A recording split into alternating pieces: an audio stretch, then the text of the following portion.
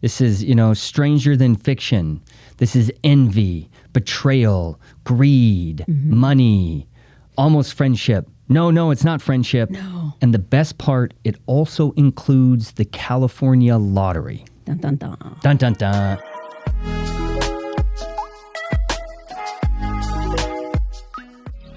Hello, everybody.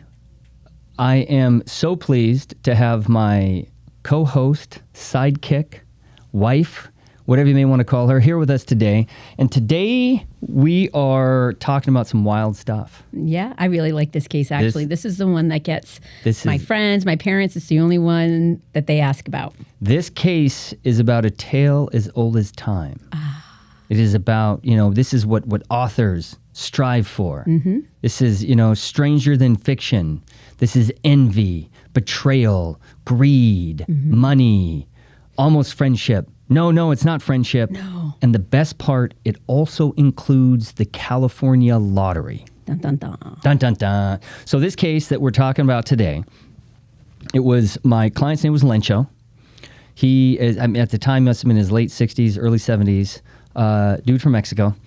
And super nice guy. Oh, just lovely, lovely human. Salt of the earth. Like, this is what makes the world. He is who makes the world go around. Yeah. What makes the world go around. So, about in the mid 80s or so, Lencho had his good buddy Guero, and Guero, they were kind of drinking buddies until Lencho stopped. And then they just kind of, throughout time, they were just kind of friends. Lencho didn't ever learn how to speak English, so he would always rely on Guero, who would, they go to restaurants, go anywhere. Guero would translate. He was always there. They were always good buddies. Lencho could always rely on Guero. Mm-hmm. Always. Guero, on the other hand, he was, his life was, he lived in somebody's garage, I'm assuming converted, and he would go spend his days collecting cans out of garbage, out of trash cans, collecting the aluminum cans. Yep. Then he'd go down and he would recycle them, and he would immediately take that money and buy lottery tickets. Yeah, and oh baby, did he have so when even if he lost, he kept it. He kept them. He has stacks and stacks and stacks of them. And you'd look, and when he would scratch it, because they're all scratchers. Yeah, and he bought them all from the same 7-Eleven up in Escondido. Mm-hmm. He would scratch, and it was just this little circle. Me, I get it. Like, I want the quarter, right? I think he's superstitious. Like a baseball player. He does a million things first. But I think the way he scratches, and I think people who like scratch tickets, have a thing. I do it this way. But he scratched them all in the same pattern, which was key to this case. Yes. Oh, super key to this case, and we're gonna find out why. Okay. Yeah. Go. So what happened was that in Lencho was divorced from his wife up here. And in around February 2018, he was looking for a place to stay, and so he's staying with his good buddy Guero, and they're staying. And then one night they decide, hey, let's go down and get some lottery tickets. And Lencho, I think it was the second time in his life that he'd ever purchased a lottery ticket. And it was kind of wild because they went big guns. They went with the $15 one. Ooh, baby! So they go down to the 7-Eleven. They grab the tickets. They walk back to the house, and then the house or the garage where they were renting. There was, the people living in the house. They're all sitting around talking, and they're just scratching. Lencho's doing his normal scratch, the big scratch. He scratches all of it, right? He just goes go at 4. He doesn't care. He's done it once before, whatever. And so they're looking, and they keep seeing, and they see this. He sees this life, capital letters, life. And he's sitting there, and because he doesn't do it, he doesn't know what's going on, but he thinks, I think that there's something here. Right. He doesn't recognize, but after later, in thinking about it, he'd look over, and Guero knew. Right. Guero immediately knew. He's been scratching tickets every day for years and years. And if we do our chair back, the attorney, the chair back, what is the person thinking back here? Uh-huh. I did this all the time. I was just thinking, I bet he was so mad. Here's a dude who has dedicated his life to getting the money to go buy these tickets and just stack and stack and stack of them. Well, he has so much hope in it. He had so much hope, right? Keeping them, that has to be some type of hopefulness. And he's probably wicked jealous. Wicked jealous. Yep. Absolutely. And this is what we were talking about. Jealousy, envy, betrayal. Yeah. So I think that Guero knows what's going on. Yep. So they go back to the 7-Eleven that night. Yeah. Now remember, Lencho doesn't speak English. He doesn't know what's going on. He doesn't know what sort of conversation is going on between the clerk and Guero. I wonder what the clerk's face was like. Probably like oh my goodness. Baby. Yeah. You hit big. Because we forgot to say, the life meant $3 million.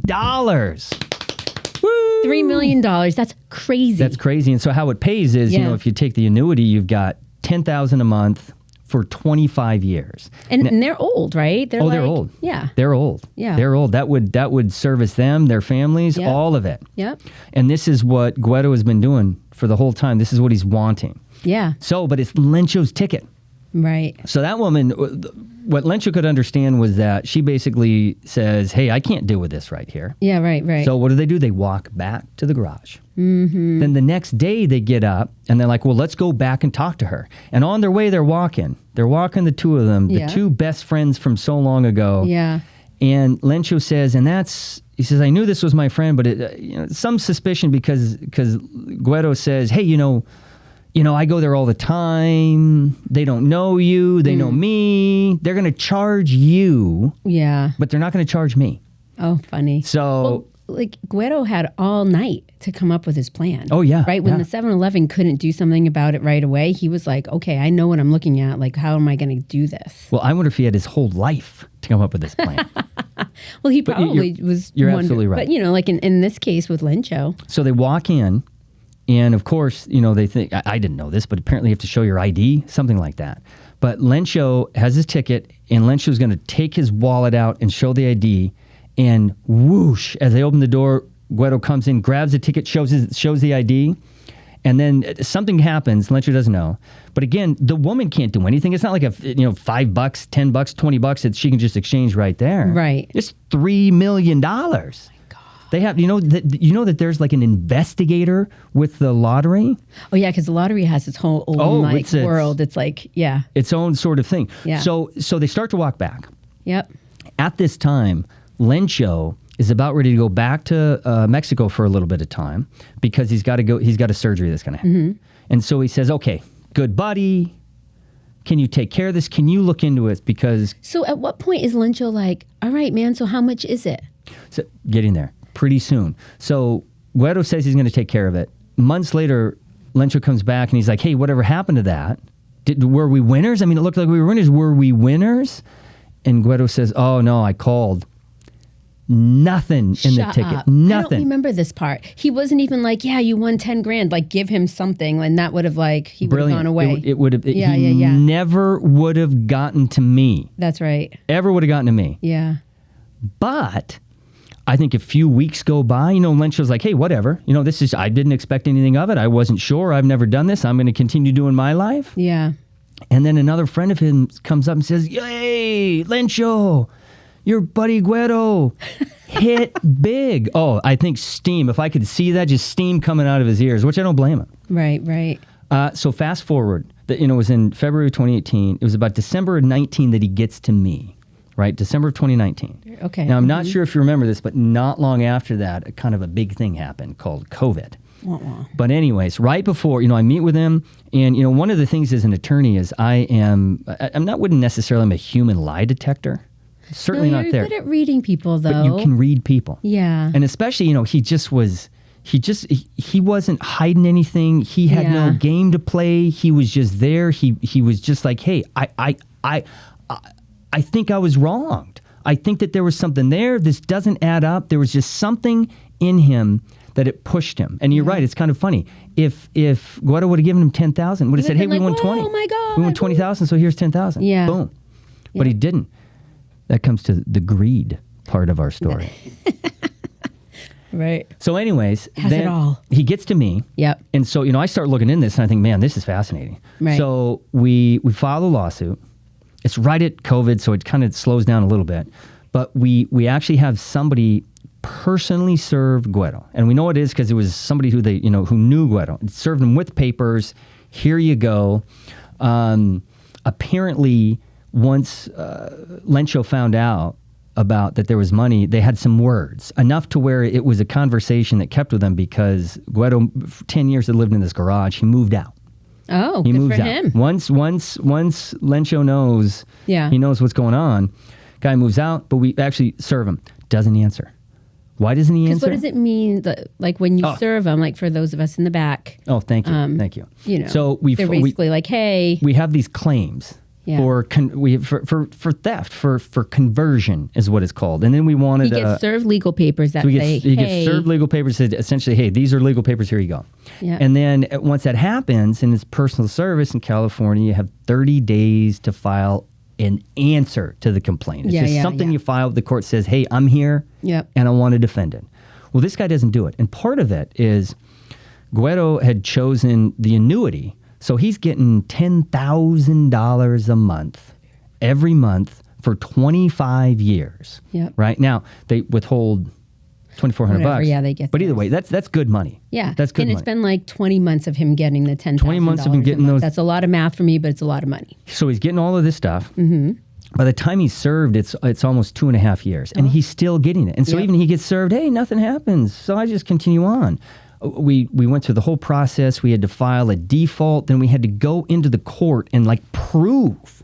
And so here's the thing. How do you prove something when you don't have the other party there to ask questions with? Mm-hmm. And so, but what was cool is, the power of the subpoena. So I subpoenaed the California lottery. Mm-hmm. I got a bunch of documents from lottery. I got a picture of the ticket, an actual ticket. Yep. How it was scratched all over. Yeah. Not little little scratches. Yeah. And then we got all of the documents. We got a recording. And within the recording, there were contradictions. What do you mean, like a recording? Like a voice or like a written thing? So you have this investigator and from the lottery. And what their jobs do is go and investigate. Is there anything overtly suspicious? The investigator isn't adjudicating it. They're not saying, I, by the hand of God, say you are the winner. He's just basically saying, was there anyone else with you? Because I think, you think about it, let's say you have an office. Hey, we're all going to get together and we're going to... right. Everyone's going to give a couple bucks. And then, everyone gives a couple bucks and the guy who bought it until they win and all of a sudden he says, hey, I'm the one who bought it. This is mine. Right. So that's some of what this investigator does. It just, is there anything overtly funny? Well... Poor Lencho, he can't stand up for himself. He's in Mexico. Right. And this he ticket... doesn't speak English. He doesn't speak English. And What's crazy is he doesn't speak English and he still goes through this whole case. And he wins. And not only that, it was like 5 years. We just fairly recent. So it was 2018 when this happened. Yeah. January 2020 when I filed the lawsuit. Yeah. And here we are just barely getting through it all. Right. So we get through it. We got to go to the court and present all of the evidence.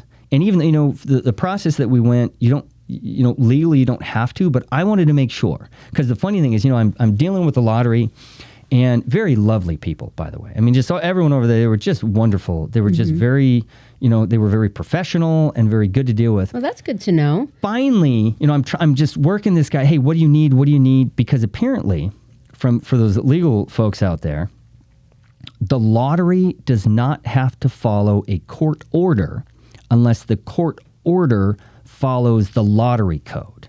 Now, for us, it's kind of like the tail chasing the dog, right? I mean, it's backwards. But California Supreme Court law that backs this up. So the lottery, they come in chest puffed, arms out. They say, if you want to change payments, it has to follow what we say. So I'm talking with them, and then But what does that mean, though? Like, it has to follow what... So they're saying different things? There's a code section. There's actually like a code section, the Lottery Act. The lottery's... Because, the lottery is a part of... It's a government agency. And so there's actual code sections that deal with the lottery about... If you're going to change, you think about it normally, let's say you win and you want to give some or all of your money to your kids... fiance, wife, whatever it may be. There's a way in which you can assign the payments. Okay. And so there's a whole process. So finally I talked to the guy from the lottery and he says, look, we're having troubles believing this. Why on earth would anybody win this and then not show up to defend? Oh. And so why didn't Guero? Yeah. So they were thinking I was trying to pull a fast one on him. Yeah. Right. Well, they're looking for the angle, right? Well, and I think it was good. But so here's the funny thing is I had thought, hey, I want to put all of the evidence together. I don't need to, but I mean, it was beautiful. Mm-hmm. If you do say so yourself. For those, it was, and I will. It's all public record. You can search the San Diego Superior Court. I'll give you the case number in there. You can have a look. Yeah. Anyways, I sent everything to the lottery. Very transparent. Yep. You need anything else? I get it. You want something else? What happens? So then he finally says, okay. The guy at the lottery. I get it. Now it's starting to see this is a story of betrayal. This is a story of greed. This is a story of envy.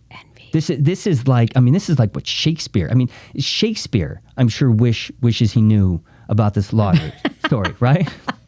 Sure.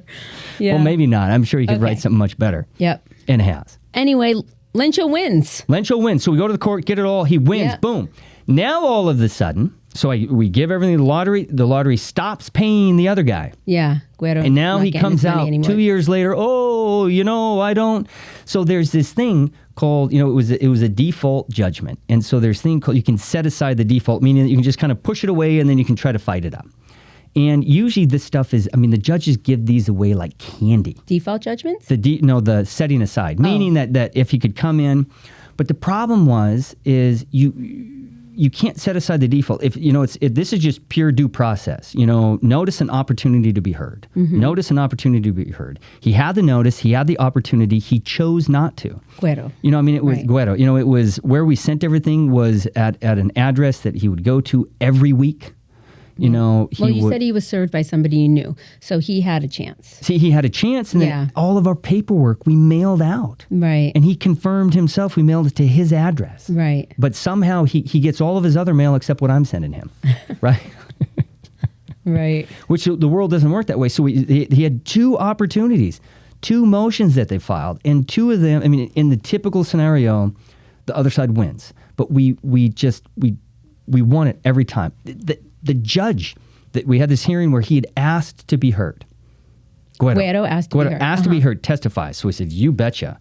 And the judge we had was this. He was a former trial attorney. And I knew there was about 2 questions asked, and the judge stepped up and he had a bunch of questions that he had. Because he just basically wanted to know, did you know that this was out there?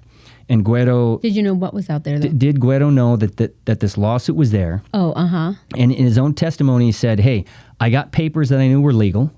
When I got those papers, I knew it had something to do with the lottery ticket because we had this argument, but I just didn't do anything. Oh. So ultimately... So he confirmed it. Right. And so what that means, though, is that we won. Right. Outright.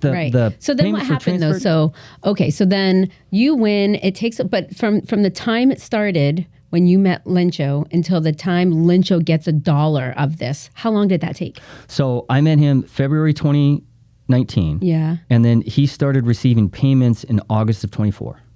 And that's how many is that? It's a lot of time. 6 years-ish? It's a lot of time. And so, but Guero got money for 4 of those years? Oh, that's it. Hey, this is the thing is that nobody's a loser in this one.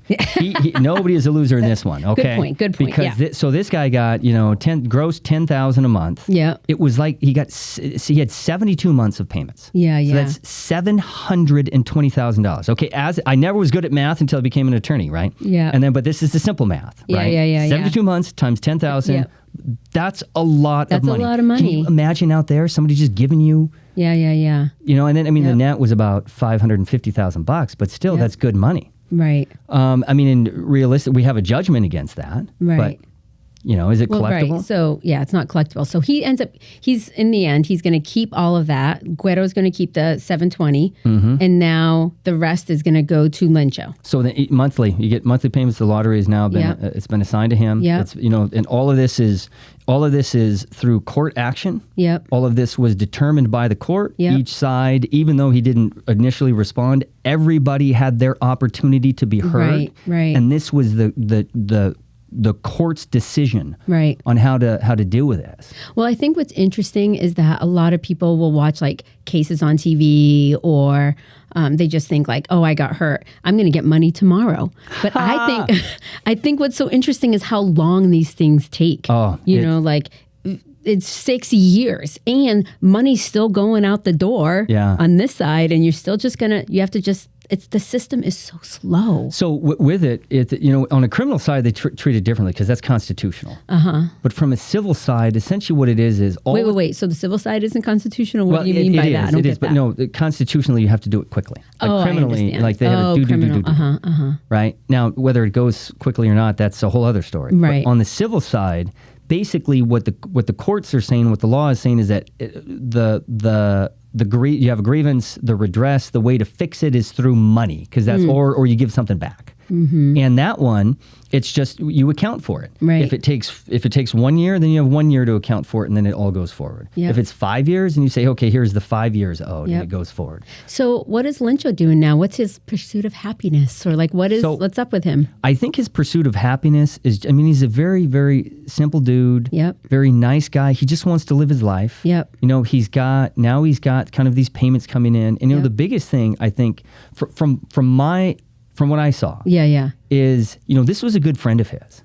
Yeah. And they went back decades. Yeah. And this was a guy who he could trust. Yeah. And they had their back, and they could, money, man. They had their social, and then the money came in and the envy came in.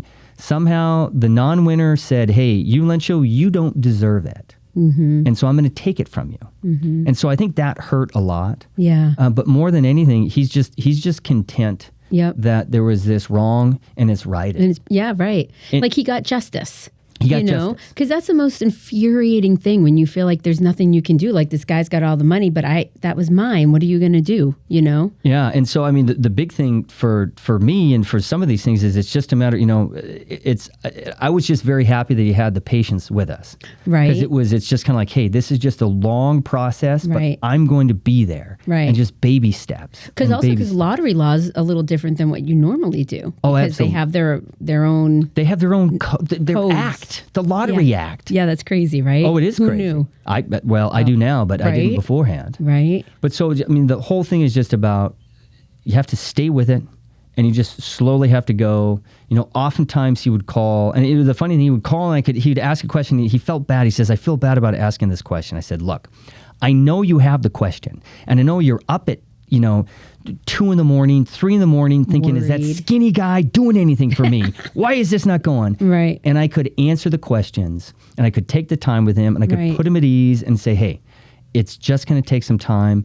And 5 years of fighting, but at least in the end, justice prevailed. That's right. So. And Lyncho has a good life. He's got a good life. So he's ready to just, and the simple thing is all he wants to do is just take care of his kids and his grandkids. Right. Yeah. So that's such what's a cool. nice guy. Yeah. That's so cool. So in 16 years of doing this, and of all these kind of wild cases that I've handled, this is the case that people are most interested in. So thank you for listening again on Unseen Impact. I want to thank my wonderful and beautiful co-host, my wife, Carrie. And to remind you, if you like this and you like anything else like it, you can follow us you can listen to it on any of the podcast platforms. You can watch us on our YouTube channel. I invite you, subscribe, follow, see what we're doing, and we'll see you next time. I'm Rory Pendergast from Rory Law. Thank you.